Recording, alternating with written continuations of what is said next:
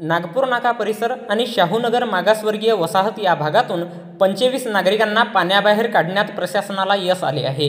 भंडारा शहरातील नागपूर नाका परिसर, शाहूनगर मागासवर्गीय वसाहत या भागात अनेक नागरिकांच्या घरात पुराचे पाणी शिरले।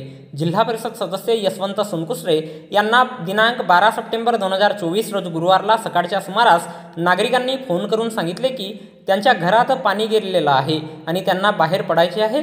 बाहेर पडणाऱ्यांमध्ये लहान मुले, महिला आणि ज्येष्ठ नागरिकांची संख्या जास्त होती। यशवंत सोनकुसरे यांनी जिल्हा आपत्ती व्यवस्थापन अधिकारी भंडारा अभिषेक नामदास, उपविभागीय अधिकारी गजेंद्र बालपांडे, नायब तहसीलदार घनश्याम सोनकुसरे यांच्यासोबत संपर्क साधून तात्काळ मोटर बोट अरेंज केले आणि त्या मोटर बोटवर स्वतः जिल्हा परिषद सदस्य यशवंत सोनकुसरे यांनी त्यांच्यासोबत जाऊन गुरुवारला दुपारी 12 वाजता दरम्यान जवळपास 25 नागरिकांना सुरक्षित स्थळी पाण्याबाहेर काढले। बाहेर काढण्यात आलेल्या लोकांमध्ये त्यात महिलांचा प्रमाण जास्त होता, लहान मुले, ज्येष्ठ नागरिक सुद्धा होते।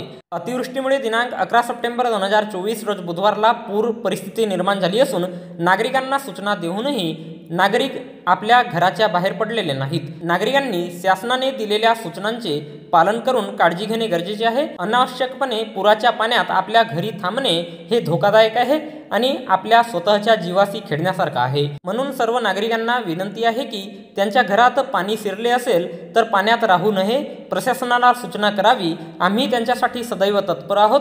त्यांना सुरक्षित स्थळी हलविण्यासाठी आम्ही आणि आमची टीम सदैव कार्यरत आहे, असेही यावेळी जिल्हा परिषद सदस्य सोनकुसरे यांनी सांगितले आहे।